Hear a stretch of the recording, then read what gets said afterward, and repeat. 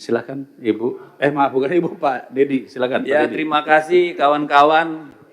Kita bangga sekali dengan hari ini karena apa? Sekali lagi terbukti apa yang diributkan orang selama ini, bahwa pemilu kita ini di bawah pemerintahan sebelumnya adalah pemilu paling brengsek dalam sejarah.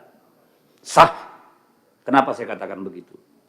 545 daerah pilkada. Oke?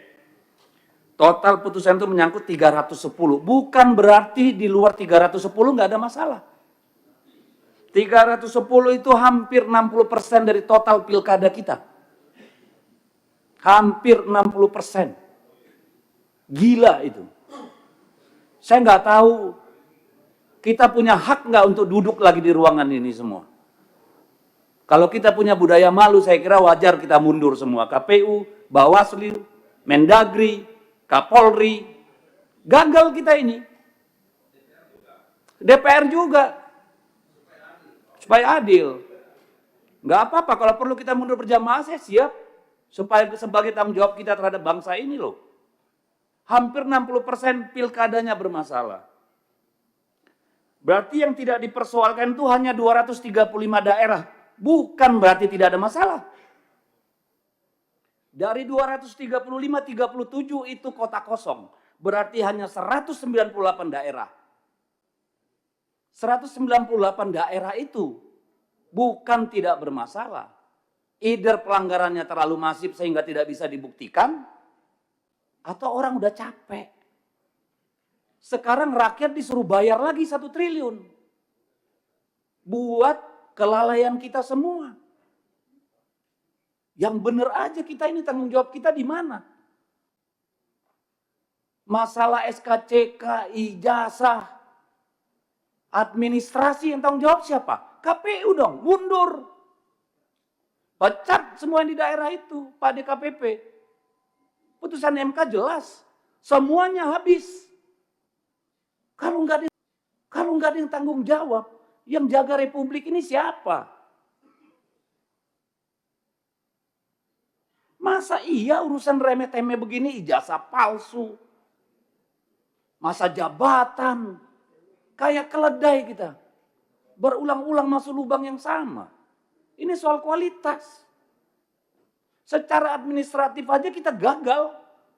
Gimana secara substantif? Ini keterlaluan kalau menurut saya. Hampir 60% pilkada bermasalah. Rakyat disuruh bayar lagi. Kepala daerah suruh tarung lagi. Dari mana uangnya? Minjem, jual, gadai. Besok-besok korupsi semua Bapak Ibu. Yang salah siapa? Karena kita tidak melaksanakan tanggung jawab kita. Nanti kita teriak. Kepala daerah koruptor. Muaranya di sini. Ketidakmampuan kita menjaga pemilu yang jurdil. Bikin pelanggaran di mana-mana. Dan kita harus bayar itu semua. Enak banget.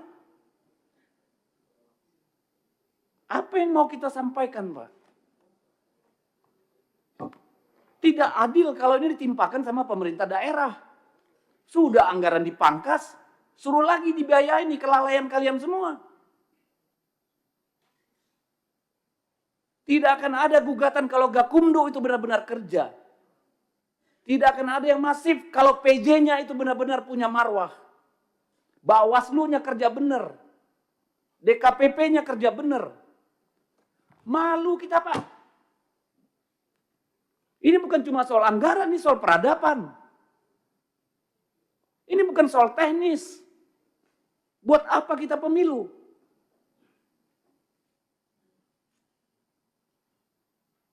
Jadi kalau Pak Ketua KPU nggak merasa bersalah, Pak. Nggak tahu lagi saya, Pak. Kalau Bawaslu menganggap ini bukan salahnya dia, bingung saya. Kalau Kemendagri nggak merasa ada kekurangan di pihaknya, wah kebangetan. Demikian juga Polri. Buat apa kita diskusi anggaran? Anggaran Kemendagri aja potong. Masa disuruh daerah lagi potong? Nggak adil. Saya berharap ini forum refleksi Bapak Ibu. Yang benar lah kita ngurus negara ini, ngurus republik ini. Mas hampir 60% pilkadanya bermasalah.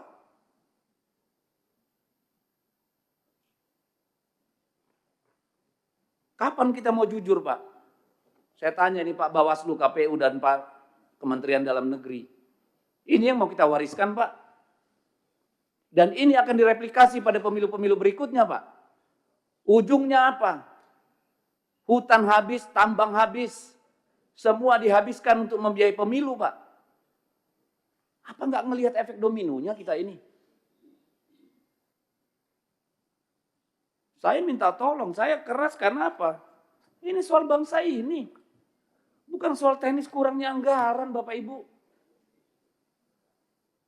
Siapa yang jamin PSU pertama nanti tidak ada PSU kedua? Kita pernah ngalami sampai 3 kali PSU di Maluku Utara. Siapa yang bisa jamin? Akhirnya kepala daerah yang terpilih pun gak legitimate. Yang milih nanti 20%, 30%. Cari uang lagi mereka untuk money politik. Untuk sembako.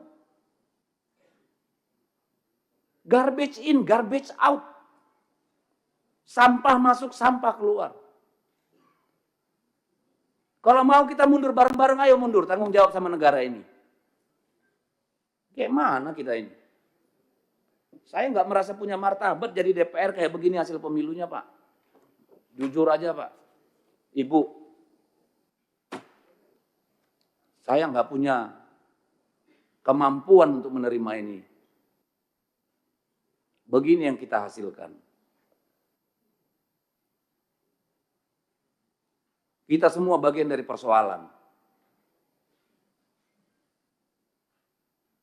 Ini bukan cuma soal jabatan. Tanggung jawab kita pada anak-anak kita, Bapak Ibu. Masih ada nggak itu di dada kita? Masih ada nggak sih? Yang begini ini mau kita wariskan.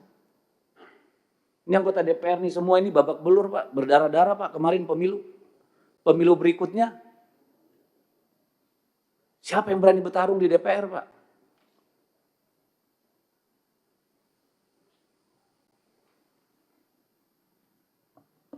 Saya habis kata, pimpinan, ini menyedihkan. Kalau kita tidak melakukan koreksi pimpinan, besok-besok jadi anggota dewan tuh perlu 50-100 miliar pimpinan. Jadi kepala daerah butuh 200 miliar. Tolonglah.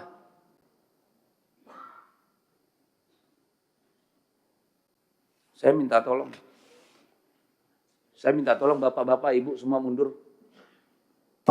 Kalau nggak berani mundur sendiri, saya ikut mundur. Nggak benar begini. Terima kasih Pak Dedi. Catatan penting bagi kita semua, Bapak dan Ibu. Kita kebetulan ada tatib baru. Salah satu tatib barunya itu adalah mengevaluasi. Kemarin kita sudah manggil DKPP, mungkin ke depan kita akan panggil KPU khusus untuk mengevaluasi masalah ini. Jika dirasa ternyata ada ketidakcermatan penyelenggara di daerah, mau tidak mau kita harus evaluasi, termasuk Bawaslu juga. Berikutnya, saya persilahkan dari Golkar, Pak Tovan, Pak W. Terima kasih pimpinan.